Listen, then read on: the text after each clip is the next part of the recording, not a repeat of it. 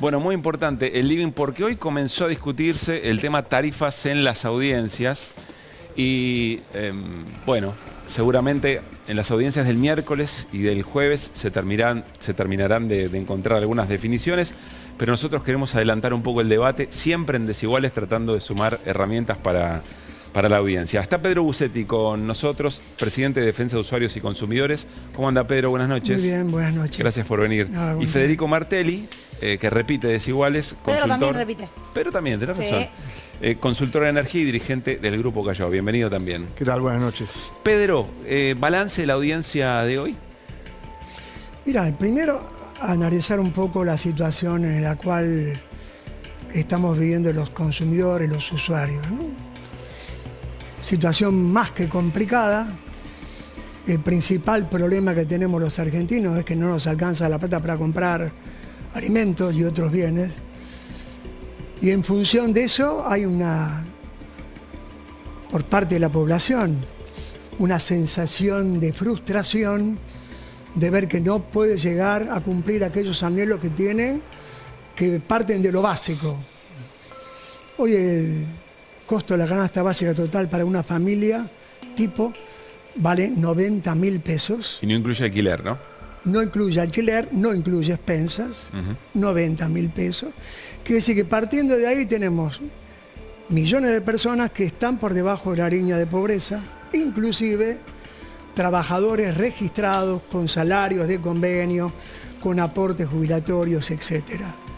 Ni que hablar de más del 30% de trabajadores en negro, cuentapropistas, monotributistas, etc. En este contexto, partiendo de esa base, todo aquello que altere, afecte los ingresos de esos hogares, genera muchísima preocupación. A ver, que para 5 millones de hogares haya un anuncio de que aumentan las prepagas, de que el programa Precios Cuidados y el programa de los 60 productos no llegue a las góndolas de los comercios de proximidad, que el programa Precios Cuidados no se cumpla como se ha reconocido desde las esferas oficiales, es la primera preocupación.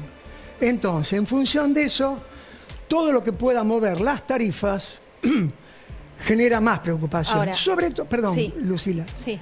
Sobre todo porque hoy la canasta de servicios públicos ya no es la canasta tradicional. Ya no es luz, gas y agua, no. La canasta de servicios públicos que paga la familia hoy es luz, gas, agua, telefonía fija, telefonía móvil, internet y televisión por cable. Eso ha sido reconocido como derecho humano por el decreto 690 del año 2020 del presidente Alberto Fernández, decreto que nosotros apoyamos. Frenado por la justicia. Y apoyamos al ENACON en la intervención que hace ante la Corte pidiéndole que se expida sobre ese fallo que le da impunidad a las empresas de telecomunicación y que la Corte mira para el costado. Entonces, en ese contexto de la canasta de servicios públicos, cualquier alteración genera preocupación y afecta los intereses de los consumidores. Ahora, lo que le pregunto, bueno, a los dos, ¿no? Pero principalmente ahora, Federico, a vos es si no es inevitable hoy por hoy una segmentación.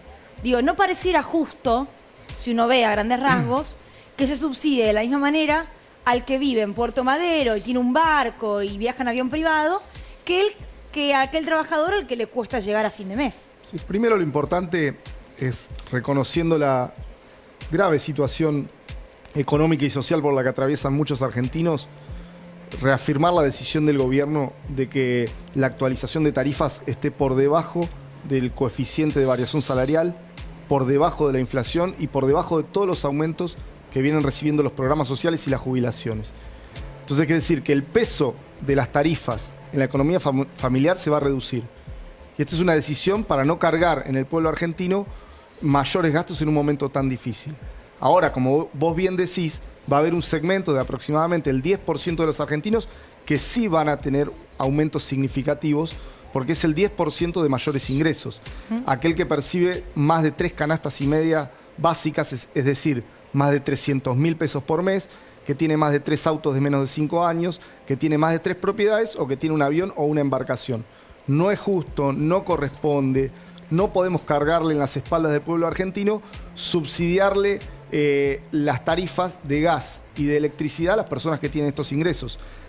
Este 10% que recibe estos subsidios representa alrededor de 1.500 millones de dólares que el Estado va a tener que dejar de poner en subsidios para los sectores de mayores ingresos y que los puede invertir en educación, en obra pública, en programas sociales y en otras cuestiones que son mucho más prioritarias. Pedro, ¿no están de acuerdo con esa segmentación? A ver, nosotros formamos parte como entidad de comisiones de usuarios en el ENRE y en el ENARGAS. En el ENARGAS somos 31 entidades, en el ENRE somos 22.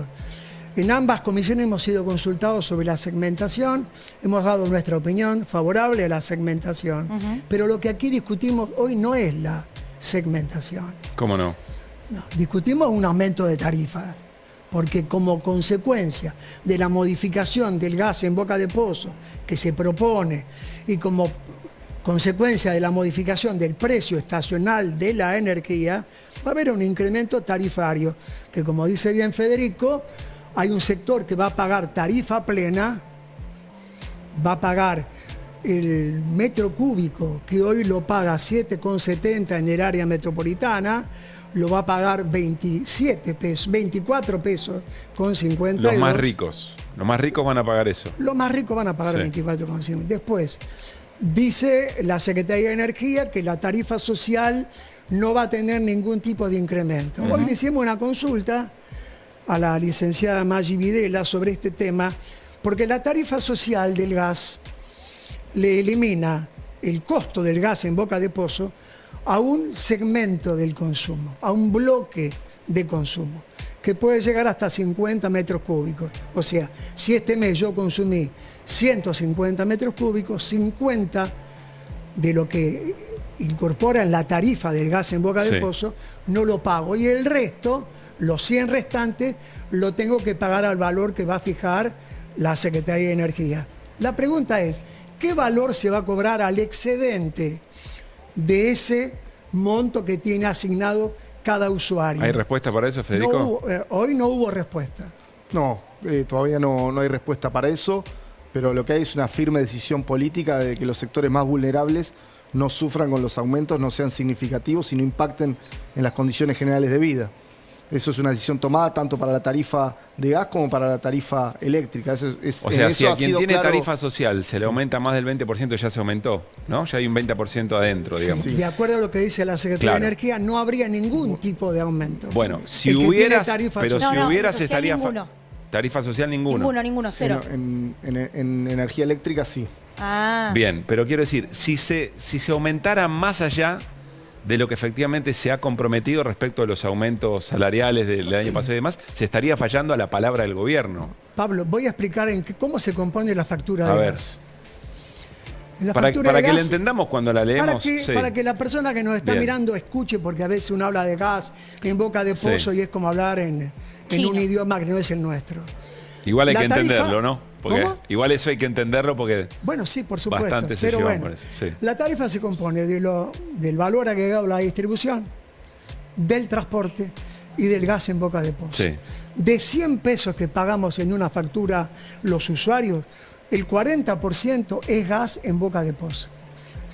¿Sí? Sí. Quiere decir que sobre 100, 40 es gas en boca de pozo. Esos 40, para la tarifa social, en el bloque de consumo, no tiene costo. Pero si el bloque de consumo se supera en invierno, hay un bloque que tiene 50 metros cúbicos gratis. Si consigo más de... Gratis, pero siempre hablemos no de tarifa, del componente del gas en boca de pozo. Sí. El excedente lo paga tarifa plena. La pregunta que no tuvo respuesta hoy es, ¿ese excedente del bloque de consumo se paga a 24,50 o no? No tuvimos respuesta. ¿Sería excedente en comparación con el consumo del mismo año del mes anterior o de ¿Cómo? cuándo? ¿Perdón? ¿Sería excedente en comparación al consumo del mismo año del mes anterior? No, es un bloque de consumo que está fijado por una resolución del gobierno de Macri que distorsionó la tarifa social, que antes de esa resolución el 100% del componente gas en boca de pozo en la factura era todo Claro, gratuito. tiene más lógica. No había bloque de consumo. Déficit que nosotros hemos pedido a las autoridades que se revea esa resolución que es de Aranguren y que se aplique el criterio anterior, que era del gobierno anterior, donde el bloque, no había bloque, todo el consumo era subsidiado. Nos estamos refiriendo, esa era Pedro, tarifa social. Hoy ya... eso te iba a decir. no. Estamos hablando ahora puntualmente de la tarifa social, que es la que en teoría no se tocaría con el gas. En teoría dicen Claro, que no. Vamos a ver claro, después los resultados. Claro. Ahora, lo que le quiero preguntar, no sé si alguno de los dos lo sabe, es ¿cuál sería el mecanismo para el reclamo? Porque se dijo muchas veces, incluso lo dijo el presidente, que habría un mecanismo muy sencillo en el caso de que se cometa algún error con respecto a alguien que no tenían que aumentarle y le aumentaron. ¿Eso se sabe? Todavía no. No está previsto eso, está en la resolución. ¿Y cómo, No, eso, ¿cómo en sería? eso ¿Cómo sería?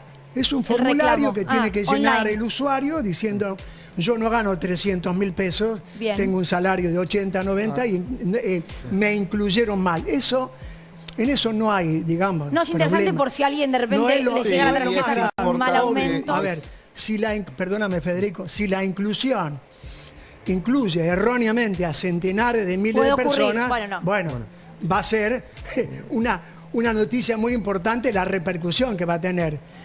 Que acá también surge otra duda. ¿Cómo se va a seleccionar ese 10% de segmento de personas ricas? Recién vos lo decías, ¿no? No Más está o menos. claro. Sí, en las audiencias se van a tratar dos propuestas que se pueden aplicar conjuntamente, que una es utilizar el criterio de segmentación geográfica, es decir, en los barrios vulnerables o con mayor proporción de personas con vulnerabilidad social no se va a aplicar la tarifa plena, y en los barrios con mayor porcentaje, un porcentaje muy alto de familias con alto poder de ingreso, se va a aplicar los aumentos correspondientes a la tarifa plena. Esto principalmente se va a hacer así en el área metropolitana, y a la vez se va a trabajar con el SINTIS, que es el sistema que tiene el Estado Nacional para identificar la situación de vulnerabilidad social de las familias, que es el mismo sistema que se utiliza para la segmentación de todos los programas sociales. Quiero dejar en claro esto, porque se han escuchado voces que por desconocimiento o por malicia han señalado que se va a utilizar información del secreto fiscal de las personas. Eso no va a ocurrir. Y esto no es así. Ok.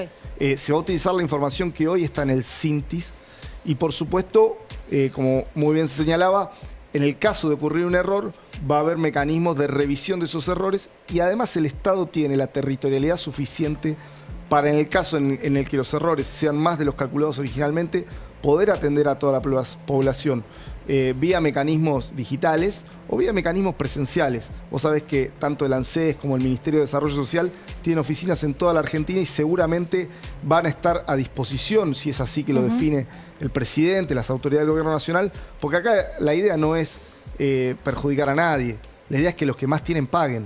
Esto no tiene nada que ver con los tarifazos que le arruinaron la economía a la familia Quizás ahí y quedó que miedo, pusieron ¿no? de rodillas a las pymes durante el gobierno de Macri. Esto no tiene nada que ver con eso. Digo, cuando hablamos, por ejemplo, de diciembre de 2001, digo, cuando llegan esas fechas, hay palabras que son una especie de fantasmas en la historia argentina. Corralito, retenciones con respecto al campo, y aumento de tarifas quizás quedó linkeado emocionalmente al tarifazo. Por eso también yo entiendo que hay parte de la población con miedo, o clubes de barrio en su momento, que las pymes, ¿no? que han Y las sufrido. pymes. Agrego Las sobre la pymes. segmentación, si me permite. Sí. Federico decía recién que se va a hacer la primera experiencia sobre el área metropolitana. ¿Cómo se va a hacer en las provincias? ¿Cómo se va a aplicar la tarifa social eléctrica en las provincias? Que cada provincia tiene un régimen distinto y hay provincias que no tienen tarifa social. Bueno, todo esto son incógnitas. Sí. Federico acaba de decir que se va a discutir en la audiencia pública del jueves. Quiere decir que todavía, pese a la comunicación que se ha dado en todos los medios, que ya se dice van a ser 900, 1.600.000, no está claro. No está claro, porque los datos de AFIP y de Sintis, no han sido todavía articulados con los del ANSES. Se ha comenzado la segmentación a mediados del año pasado y eso lleva mucho tiempo, mucho trabajo. ¿Por qué? Porque la titularidad de los servicios, en la mayoría de los casos, en un porcentaje muy importante, no le corresponde a la persona que vive en el domicilio. Sí. Y esto, pese a la buena voluntad de los entes reguladores que convocaron, no se realizó. O sea, faltan elementos concretos para hacer una segmentación como corresponde hacer. no por localización geográfica, que induce a errores, sino por ingresos económicos. La única manera de que la tarifa social... Yo lo que entiendo, Pedro, sea, es que vos estás de acuerdo, lo que tenés duda es cómo se va a implementar. Estamos de acuerdo, sí. Ahora, también tenemos otra idea que avanza un poco más sobre la cuestión estructural. Porque estamos discutiendo, como decía, la segmentación y no discutimos la cuestión de fondo. Los subsidios. El ministro dice que el 4% del PBI, los subsidios, de acuerdo. A ver, ¿cuánto se le pagó a las productoras de gas por el gas de la resolución 46-2017 de Aranguren? Se pagó en 2019, 2020, 2021.